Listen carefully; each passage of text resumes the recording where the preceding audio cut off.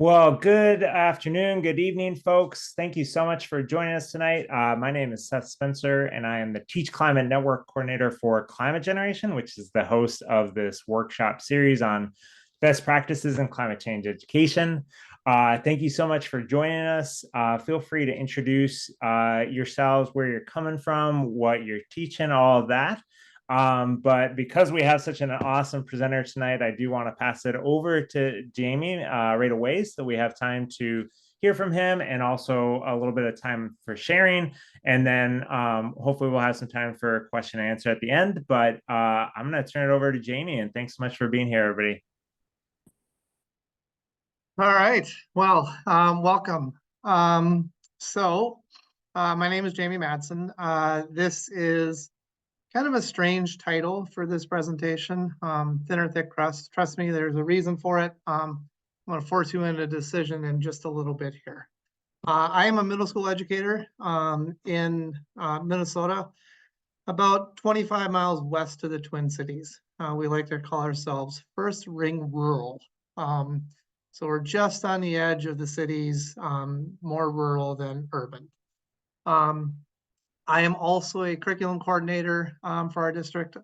We are part of a magnet consortium, so we're one of 7 different magnet schools that touch each other, and students can come to us from 7 districts that touch them. So we end up having a pretty diverse selection of students that come to us from some of them inner city, some of them not so much.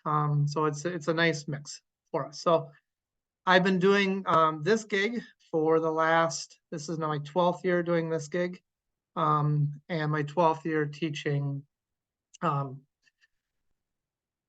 lack of a better term, environmental ed. I've changed the name of my class many times. Here is the first decision I'm going to force you into, and it's the decision that I posed to my 5th graders at the beginning of this quarter. I said, all right, so here's the deal. Virtual pizza party, last day of school, not actual because the funds for that. You get to pick, but I'm going to force you into a decision, thin or thick crust. You have to decide one or the other, thin or thick. There is no in between. In our world, there's no stuffed crust. There is no Detroit style, thin or thick. And we do this, and I say, I'm forcing you into a decision. So if you're so inclined at this point, you can, in the chat, make your choice, thin or thick.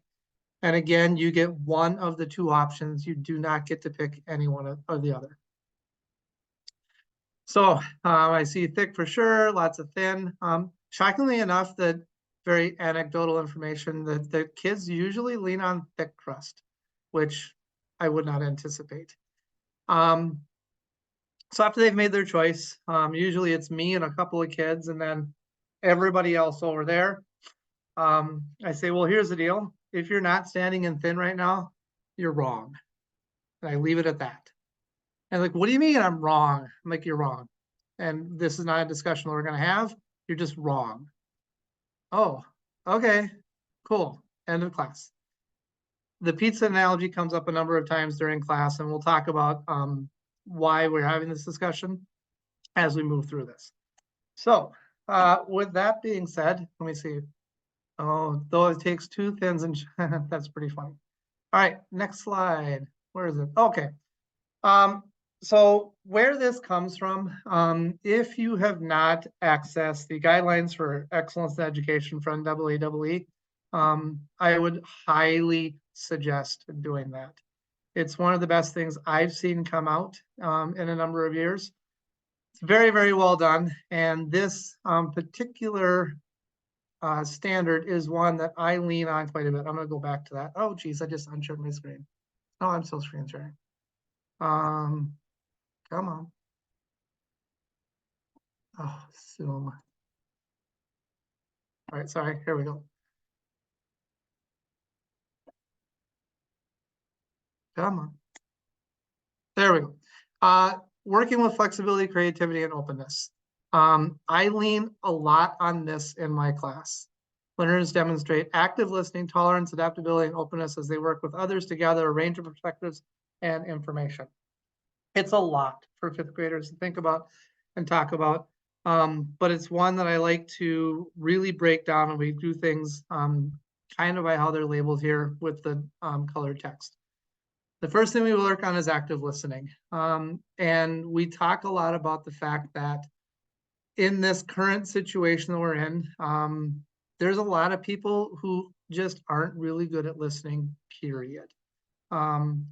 They're, whether they're buried in their phone, they're getting their information off of whatever social media is being fed to them.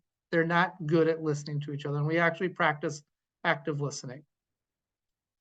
Tolerance is the willingness to listen to another person's opinion. In this world, in the climate change world, there's a lot of quote unquote opinions out there, and a lot of information being thrown out. And sometimes we don't want to listen to what other people have to say. Adaptability and openness, these are big ones. You need to be open to be able to listen to somebody else's opinion. You don't want to be closed into that. And then range of perspectives. This is probably the one I hit on the most, and we'll talk about it as this conversation goes on. We're really good right now, and I say just we as a society, about there's left and there's right, or there's wrong, or there's this or there's that. And everybody is in one camp, but nobody wants to have a discussion about the gray. And that gray is a conversation I'd like to try and involve them in and engage them in. Because whether it's climate change or lots of different things, you're gonna have to be willing to talk about the gray. And right now, we are, for whatever reason, we're each on our own camps, and that's how things are. So how does that apply to what I teach to the kids, and how does that apply to my class? This next slide, this will be something I'll share with you afterwards. Basically, I've taken the guidelines for excellence, I've put them into a spreadsheet and just broken them up by strands. And then my class is on the far right. It's still called STEM. We're changing that to environmental studies. But this is just a way to be able to track whichever standards that you are covering and whatever your environment happens to be.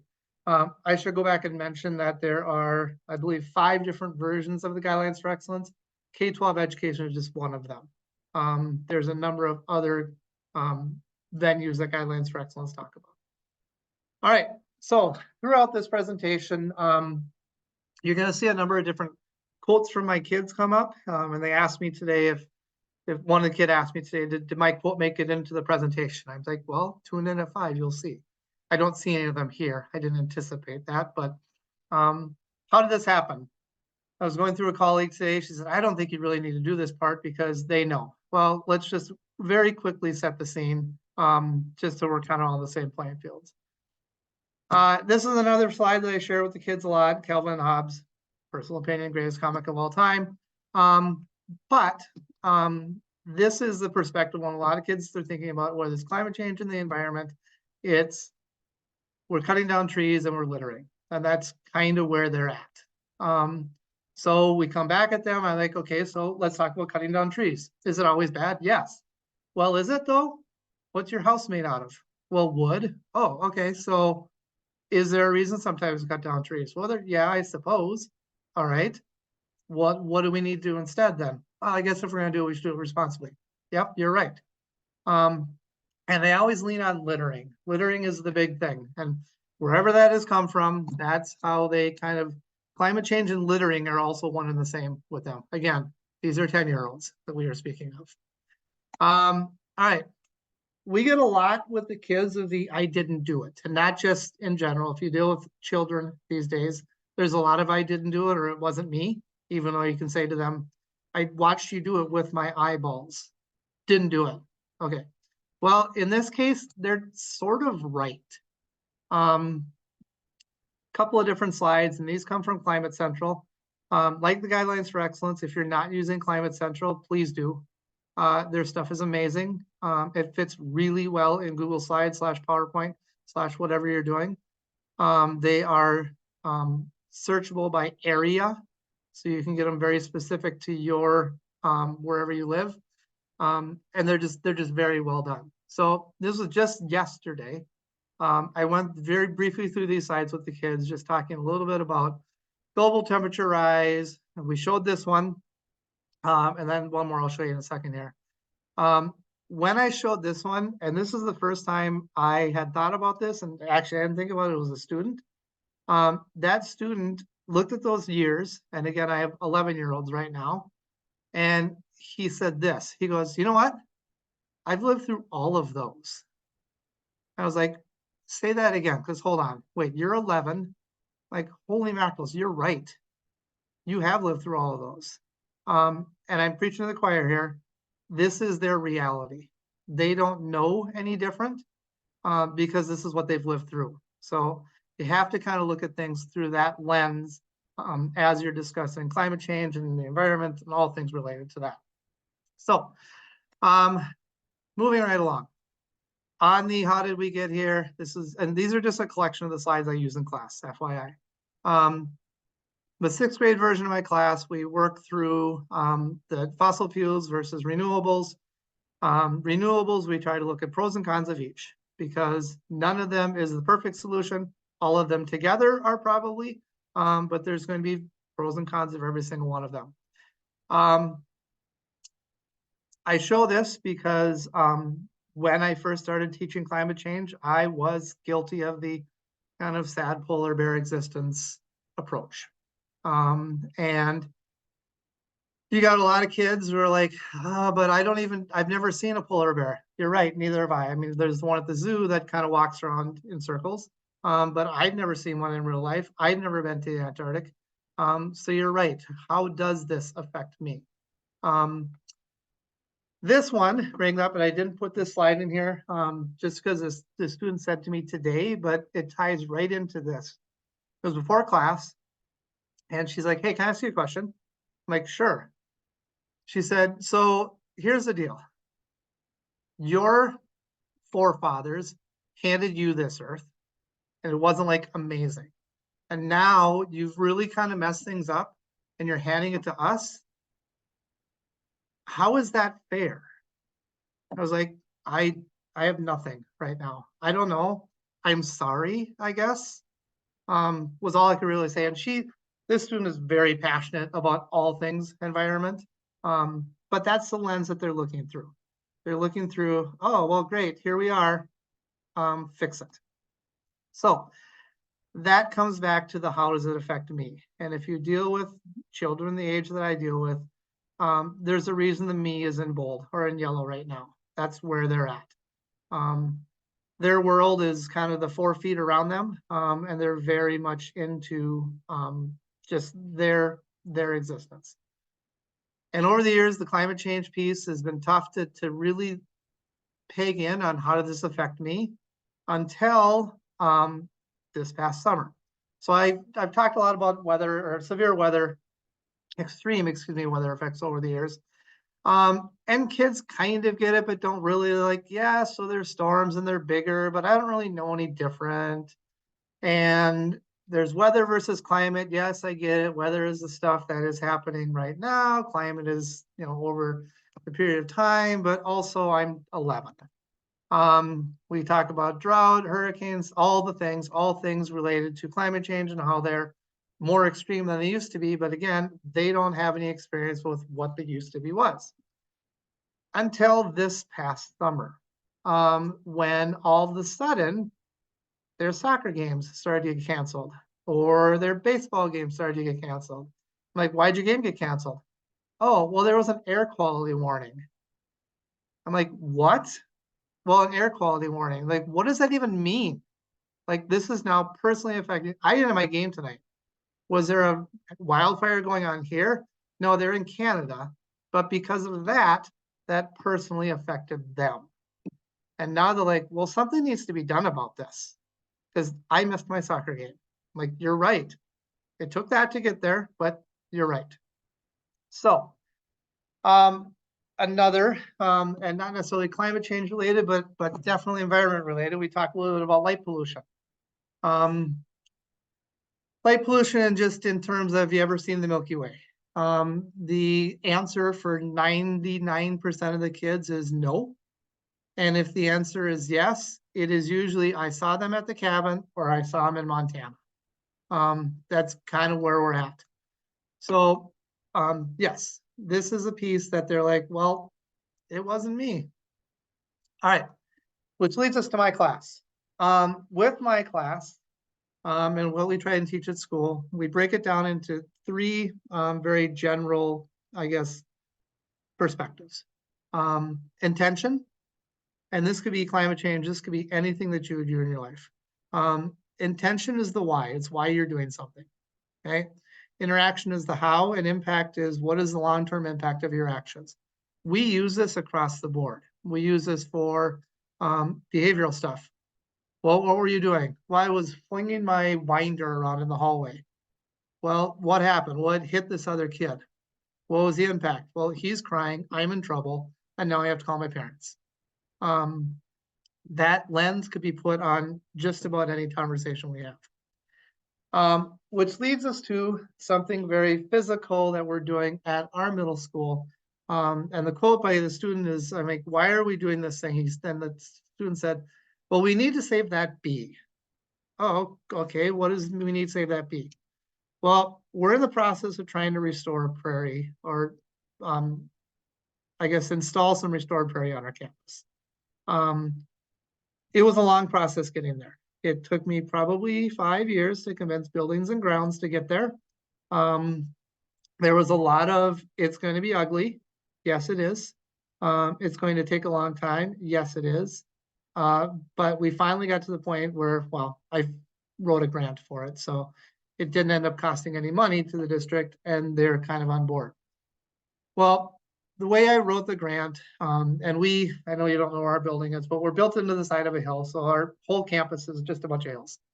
Our bus pickup / parent pickup area is also built right into the side of a hill.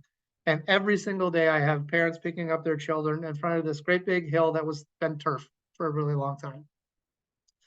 And then the front of our building is also built on a hill, so it's very visible to the public.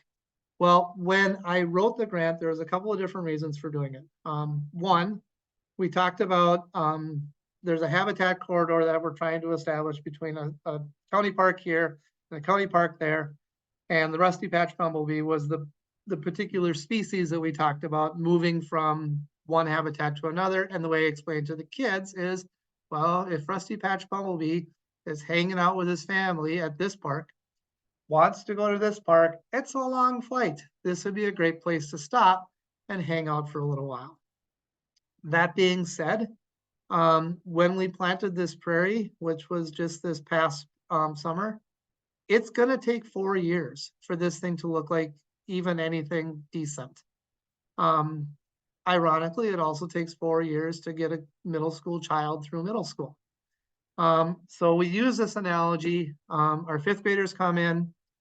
Year 1 is literally like, try to get them somewhat established.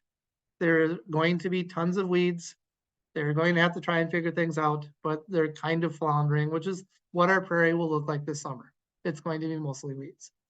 6th grade, goal of 6th grade is to start to put down those roots. And establishing deep roots, as you know, on a prairie is what we're trying to do with all these native plants here. And in 6th grade, you're trying to establish good habits to be a successful middle schooler as we move you on towards high school. 7th grade is usually year 3 of the prairie. Things are starting to look good, but then at some point, and if you remember your 7th grade year, I've been doing this teaching gig for a long time. 7th grade is usually a disaster. 7th grade is rough for lots of reasons, whether it's maturity, lack of maturity, all the things. And in year 3 of the prairie, we hope to burn it down at some point. It's what we're supposed to do. Not that we're planning on burning the children down, but at some point, things are going to get to the point where we need to kind of start over and feed that soil. And then we get to year 4, which are 8th graders, and they're moving on to high school. And we hope we've established a strong prairie and a strong middle school student. So I use this, and the reason I tell you the prairie story is I use this very tangible thing that's something we can walk out there and look at and see. And whether or not that's climate change based, it's definitely environmental, and it has to be something that they can interact with and touch. So this is the cute little rusty patch bumblebee, which they think are adorable. And I've told them, I'm like, this is literally my dream, is that 5 years from now, we're out there and one of you or your sister or brother finds one of these on our campus. I'm like, that's a win. okay? All right, transitioning a little bit to this big word called interconnectedness. If you haven't seen Biggest Little Farm, I don't have a slide on here for this, but if you haven't seen Biggest Little Farm, it's an amazing documentary about a couple that took a dilapidated old, oh goodness, I think it was a peach. I don't remember. It was a dilapidated old farm in California. And over the course of 7 years, through lots of trials and tribulations, they took this pretty barren piece of land and turned it into this just lovely, lush farm that was also meant to interact with the environment. They had a lot of trials and tribulations over the years.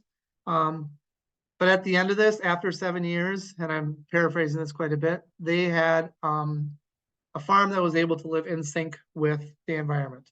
Well, I use this interconnectedness as just talking about systems. Systems of middle school, systems of any school, we all need to figure out how to work together. And every one of our actions is going to have an impact on somebody else. That's just the way it is. And they can understand this piece. And again, I try to take the interconnectedness piece and tie that back to something that happens here in the school building. Quick little piece on inquiry base. I like to show this, and we do notice, think, wonder quite a bit with the fifth graders. I put this up here and I'm like, what do you notice about this? What do you think? What do you wonder? No one usually has any idea what that thing is. It's a wild cucumber, basically, that was found on our school forest. It's not pokey. You can squeeze it with your hands. It's invasive, not supposed to be there, but it just allows us to have a good conversation about it.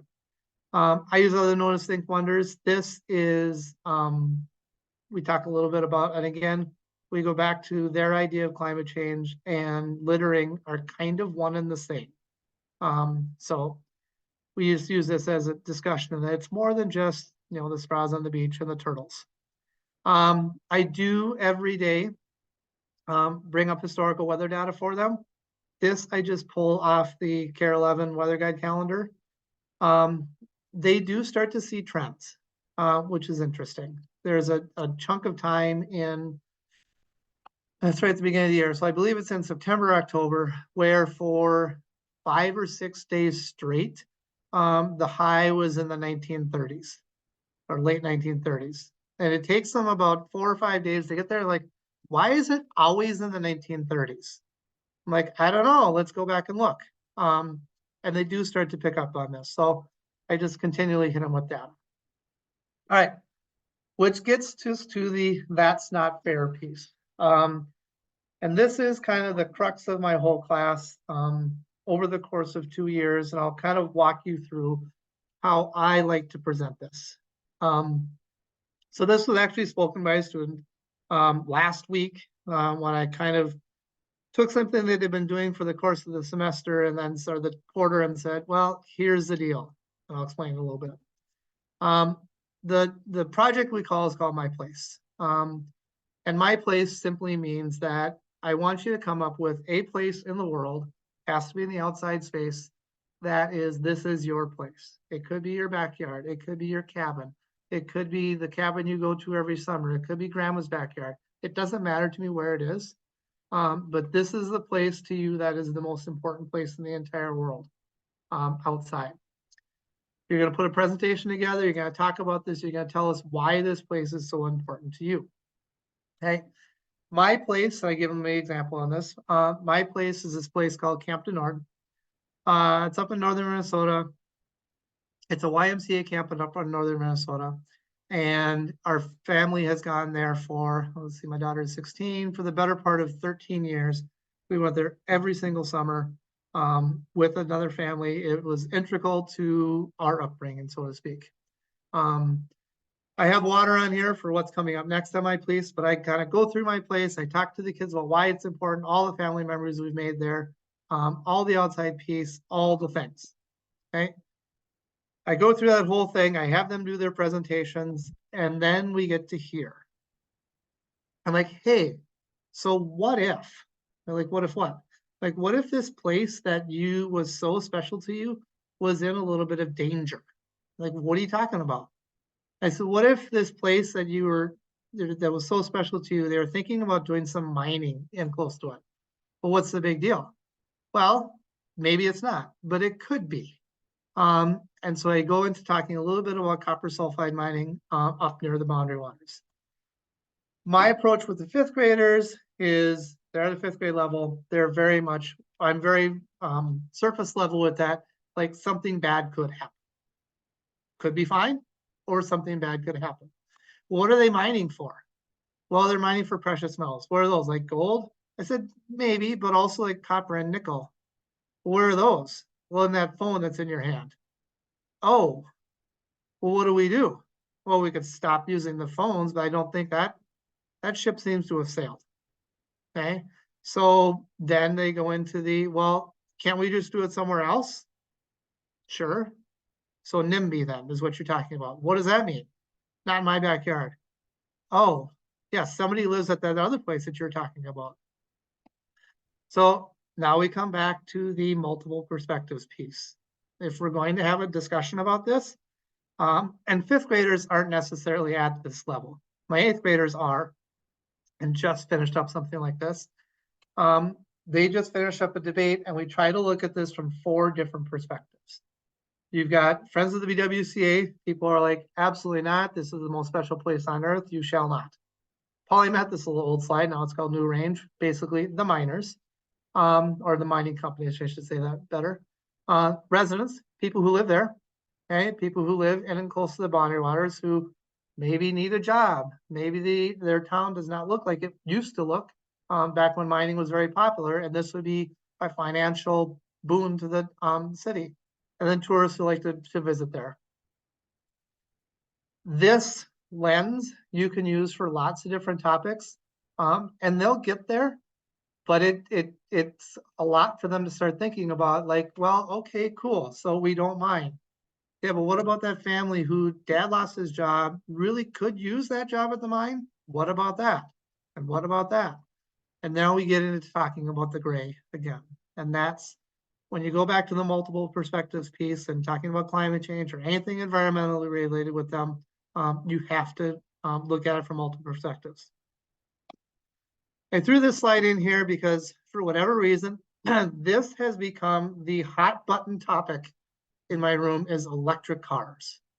So according to the children, almost every electric car out there is a Tesla. So they don't even say electric cars, they just say Tesla. And whether it's them parroting their parents or their own personal opinion, there's a lot of like, it's either electric cars are amazing or electric cars are terrible. And there's no in between. So then we get into the discussion. I'm like, so they're always, kind of prompting me. He's like, well, how do you feel about electric cars? I'm like, well, there's some great things about them, but then some things that need to be looked at. I said, what would you propose that we do? Do you want to just continue as we've been doing this? Because that doesn't seem to be working out so well for us right now. Yeah, but the batteries, I'm like, you're right. You're absolutely right. But every time you're going to get a piece of new technology like this, there's going to be growing pains. Okay. The combustion engine was not super well received at first. There was lots of people who thought these things are just going to blow up. Here we are. So they can kind of look at that, but again, it's challenging for them. So then that leads us into, now that we've kind of blown their world, we get into the, okay, I've given you this, you know that this exists like this, what can we do about it? Because it can feel very overwhelming for them. I highlighted the we on this slide because some of these we's are great big things. A person like Wangari Maathai, okay, started the Greenbelt movement, led a nation, a world basically, in women's rights, in planting trees in Kenya, bringing Kenya back to what it should be, all the things, a very influential person, okay? We talk about this person, we talk about the influence she had, and again, that's someone that they're like, but that's a lot. I don't know that I can do that, okay? We talk about, in my 6th grade version, going back to wind generation, just as one example. Well, you could change to wind. Okay, cool. These are just slides kind of talking about best places to put a wind turbine. And again, these are big things that the kids are like, that's a lot. I don't know if I can take that on right now. I'm 11. You're right. Land bridges, maybe not climate related, but we, humankind, decided, well, our stuff is over there. We live over there. Costco is there. We should probably put this road here. Well, we put that road there, and what did we do? Well, we accidentally split up this mountain lion population. Oops. All right, well, what are we going to do? They can't go across. Well, we'll build this. Well, now we'll go back and redo that. We're trying to right our wrongs, so to speak. And again, those things seem a little unachievable for the kids.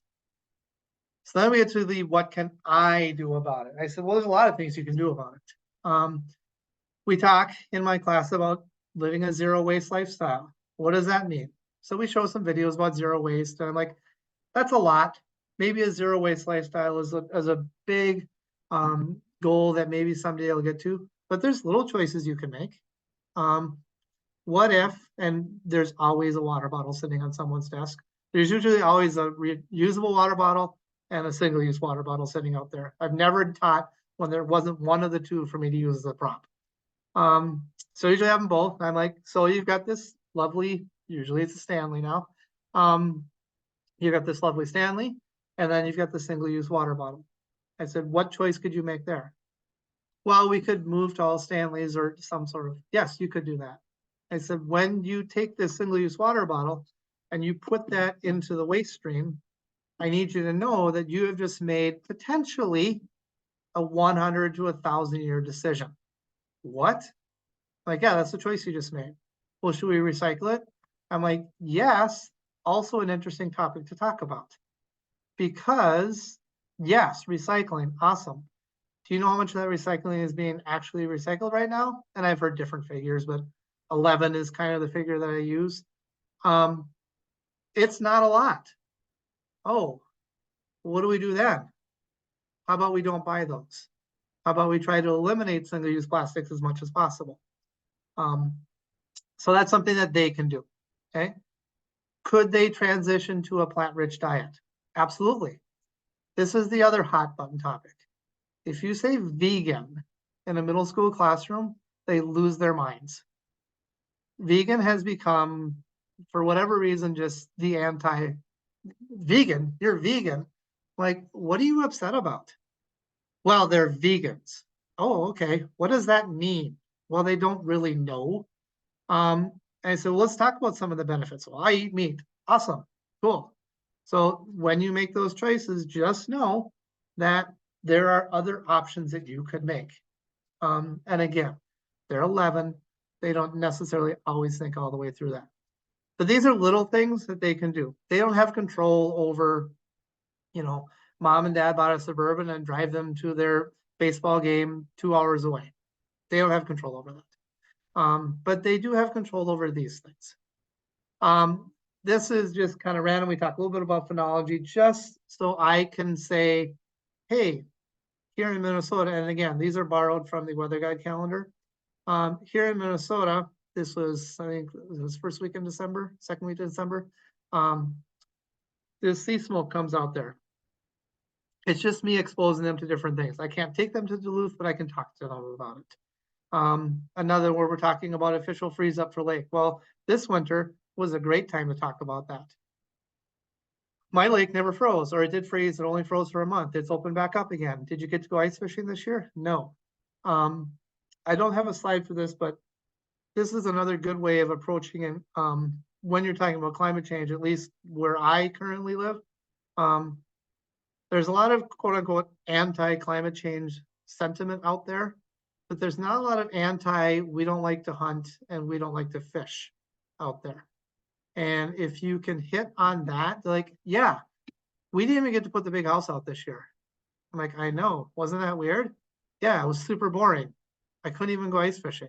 I know, isn't that annoying? Maybe we should do something about it. So if you can, again, hit on those personal connections, you're way better off. This was, I don't know, I put the slide in here. They were super interested in the moose. This was The moose, I don't know if you heard about him on the news, but he was down in Iowa. He became this like social media sensation. And so we had to figure out where this moose was being spotted every day. But it made for good conversation. We're like, why was that moose down there? I don't know. He was clearly lost. You're right. But let's have a conversation about where moose are right now. Well, they're up in northeastern Minnesota. Yeah, but in the same numbers that they used to be? No. Well, why? And I ask them why a lot. Well, I don't know. Well, let's talk temperature. Have you seen a moose before? They have this big, super thick, heavy coat on. Do they want to be hanging out in these hot temperatures? No. Oh, all right. Well, that's maybe one reason why. I'm gonna end on this slide just because I knew my daughter was going to be in this and she would appreciate this. The Lorax, obviously, most of you have probably seen the Lorax, but it also just really makes for great conversations. We're at the end of the quarter, so if I look like this, it's end of the quarter in middle school right now, / a day before spring break. As we were kind of talking through the Lorax these last couple of days, as students been finishing things up, and also some are watching this, the discussion about canned air was a really interesting discussion with them. Like, so they're canning air to sell. What does that even mean? They're like, well, I don't know.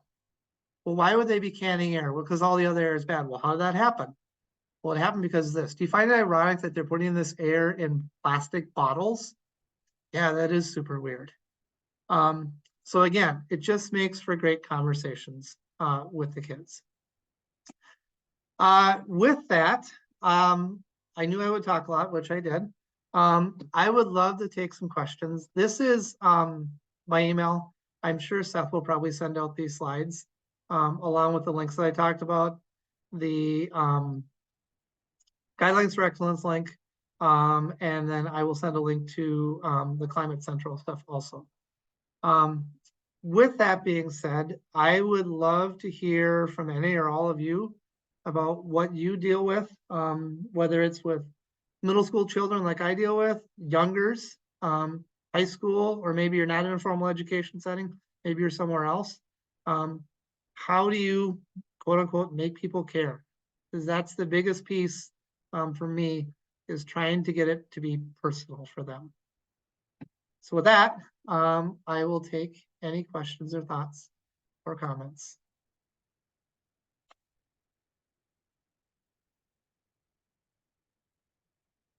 I'll look at the chat too.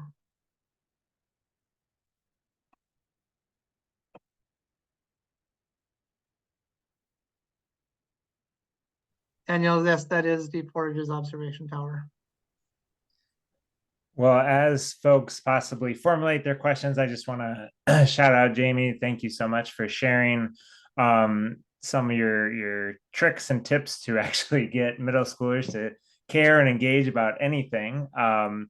So Climate Generation is based in Minnesota, and a lot of what Jamie mentioned is Minnesota or Midwest specific, but I think that's something that I've really found as an educator is so important, and something that Jamie highlighted is we really, when talking about climate change that unfortunately has become a controversial topic, really connecting with what students or community members value, and really showing how this really complex issue such as climate change is already or will impact the things that they value. And so yeah, and just like Joanne said, of how to make students care about what's happening around them and not freak them out that the climate is imploding and there's nothing they can do about it. So thanks, Jamie, and definitely feel free, folks, to ask questions. Yeah, and I would echo that, Joanne, how to make them. When you first said scare, I was like, well, that's actually also kind of appropriate. You know, how to make them care, that's a tough one. As someone who's been in this educating gig for a while, how to get them to not look at their screen and look out in front of them is one of the biggest challenges. Oh, Project Drawdown, I was going to mention that one also. Phenomenal. Probably for a little bit older kids. I've done some Project Drawdown stuff with the younger kids. They're just I wish there was a project drawdown for the youth version out there. If somebody wants to invent that, that would be amazing. Because a lot of their stuff, it's really, really well done. But it's a little heady for some of the kids to get through. I should pitch that idea to them. You're right.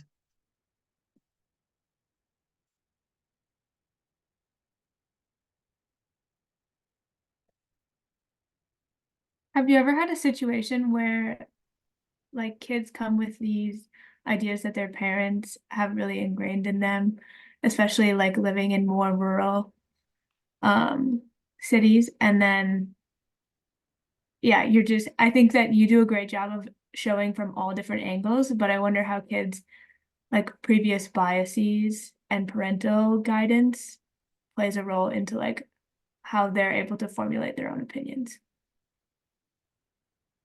100% yes.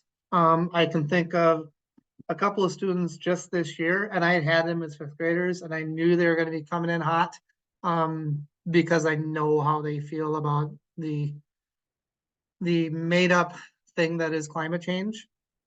And when they come at me with them, I'm like, good point. Let's talk about that.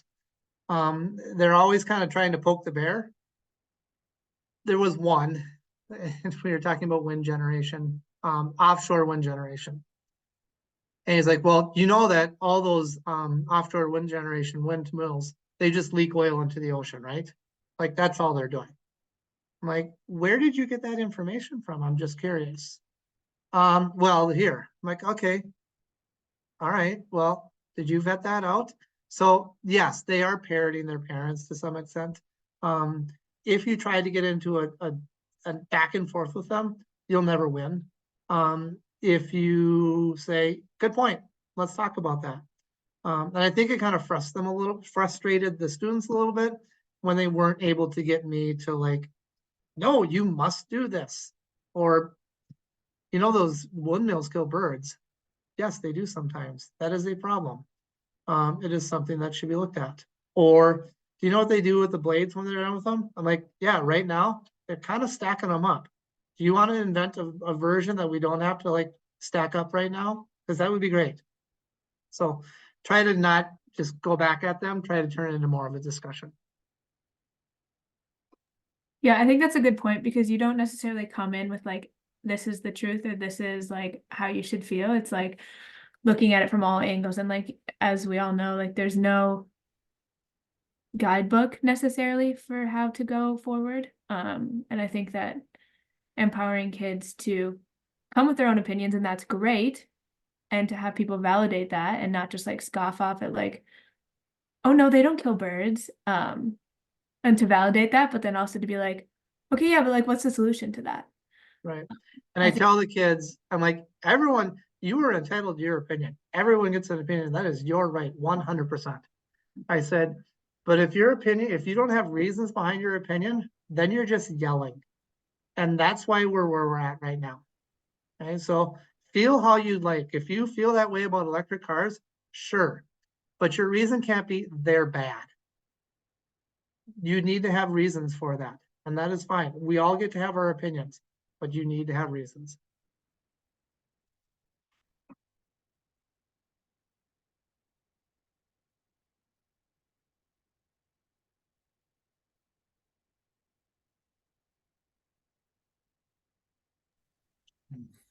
Well, folks, I'm sure Jamie will stay on for a couple more minutes, but I'm going to pause the recording here and just say thank you so much. As I mentioned, I will be sharing the recording, most likely the slides, and probably some additional opportunities to engage in workshops and conversations around climate change education. But Jamie, thanks so much again. I'll stick around if anybody has any questions, but appreciate everybody spending this afternoon, evening with us.